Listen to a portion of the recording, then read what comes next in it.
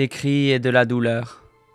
Aussi loin que porte le regard, des corps, du sang et du désespoir.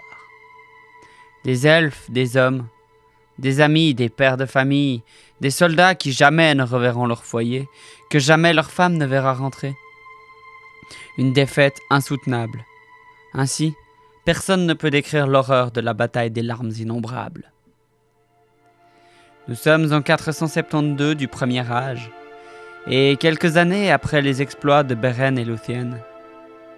Maedhros, le fils aîné de Fëanor, décide qu'il est temps de renverser Morgoth et de récupérer les Silmarils qu'il a jadis volés. Ainsi, Maedhros commença à réunir tous les peuples qui se battraient contre Morgoth afin de lui opposer la plus grande armée jamais vue en terre du milieu. Alors répondirent à l'appel Fingon de Hithlum, Maglor Celegorm, Caranthir, Curufin, Amrod et Amras, qui étaient les frères de Maedhros, et Gwyndor de Nargothrond. Pour les hommes, Húrin de Dor-lómin et Haldir de Bréthil furent présents. Et même une armée de nains, avec à leur tête Azaghal, fut dépêchée de Nogrod et de Belegost, les deux grandes cités naines. Ils étaient beaux sous le soleil, leurs lances brillantes et leur espoir grand. « Aure en Tuluva » qu'ils criaient, « le jour reviendra !» Et le comble de leur bonheur se fit quand un corps sonna et qu'ils virent s'avancer Turgon et 10 000 guerriers elfes de Gondolin, bien armés et prêts au combat. Le plan de bataille était le suivant.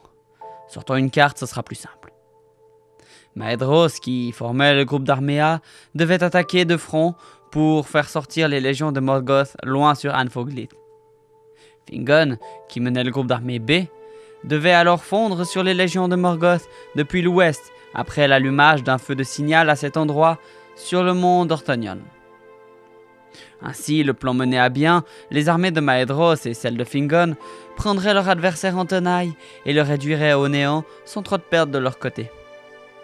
Mais tout ne se passa pas comme prévu, car Morgoth avait un espion dans le groupe d'armée de Maedhros en la personne de Uldor, un homme oriental. Ce dernier donna de fausses informations et retarda alors l'allumage du feu sur Dorthonion, ce qui ruina la coordination des deux armées. Les troupes de Fingon ne réagirent pas aux premières provocations des orques, mais le capitaine amena alors un prisonnier, Gelmir, le frère de Gwyndor, et le mutila devant les elfes. Gwyndor, fou de rage et de haine, sonna alors la charge, et il fut rejoint par l'entière armée de Fingon. L'armée de Hithlum faillit faire échouer le plan de Morgoth en détruisant toute son armée de l'ouest dans les plaines d'Anfoglit. Les elfes chantent encore cette charge qui fut un immense désastre pour les orques. Gwyndor et sa petite compagnie menèrent la charge sur tout le chemin d'Aethel Sirion à Angband et inquiétèrent Morgoth lorsqu'ils brisèrent les portes et tuèrent les gardes dans les escaliers. Cependant, les hommes entrés dans la forteresse furent encerclés et tous tués, à l'exception de Gwyndor qui fut emprisonné. Fingon et son armée ne purent leur venir en aide car Morgoth avait ordonné à son armée principale de sortir par de nombreuses issues cachées dans le Tongordrim.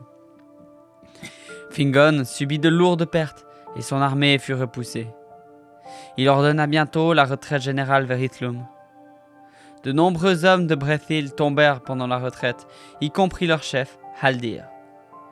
Pendant 2 jours, l'armée de Fingon battit en retraite, mais elle fut encerclée le soir et combattit vaillamment toute la nuit.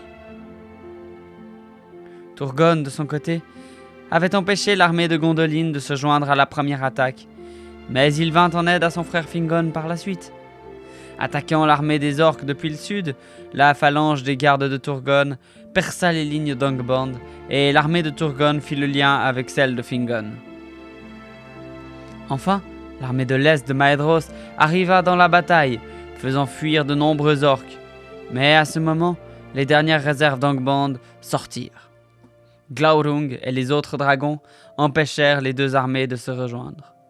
Uldor et une grande partie des Orientaux trahirent alors et attaquèrent l'armée de l'Est de l'intérieur, atteignant presque la bannière de Maedhros avant d'être détruits. et Uldor fut rejoint par d'autres orientaux qui se joignirent à la bataille contre Maedhros. L'armée de l'Est, attaquée de 3 côtés, fut détruite, non sans tuer tous les hommes qui l'attaquaient, mais néanmoins détruite.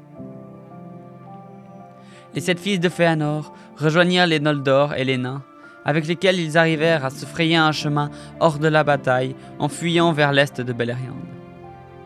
Les nains, qui étaient protégés par des côtes de mailles, arrivèrent à entourer Glaurung, qui se révéla insensible à leurs haches. Le dragon écrasa Azaghal, le roi de Belegost.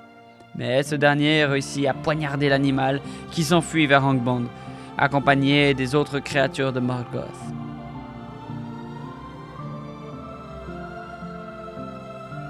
Dans une cérémonie solennelle, les nains ramassèrent leur chef déchu et abandonnèrent la bataille, retournant chez eux avec son corps en chantant un hymne funèbre. Personne ne chercha à les arrêter. L'armée de l'Est ayant été totalement vaincue, Fingon et Turgon se retrouvèrent encerclés et en infériorité numérique à 1 contre 30. Le Balrog, Cotmog, haut capitaine d'Angband, se fraya un chemin entre les 2 chefs, isolant Fingon et forçant Turgon et son armée à battre en retraite vers les marais de Serek. Il se tourna alors vers Fingon, tua sa garde personnelle et se battit en duel avec lui jusqu'à ce qu'un second Balrog intervienne avec un fouet de feu. Cotmog porta alors à Fingon un coup mortel à la tête.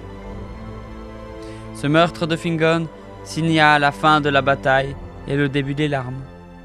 Beaucoup d'elfes, d'hommes et de nains étaient morts, et cette victoire de Morgoth fut la plus douloureuse pour les peuples libres, car Morgoth commandait à présent tout le nord des montagnes de Dorthonion jusqu'au pass du Sirion, des cols de Maeghlor jusqu'au col d'Aglon.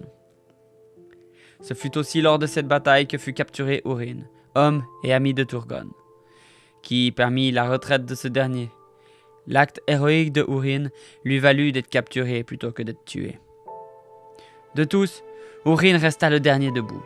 Alors il jeta son bouclier et prit sa hache à 2 mains. On dit que le fer fumait dans le sang noir des trolls.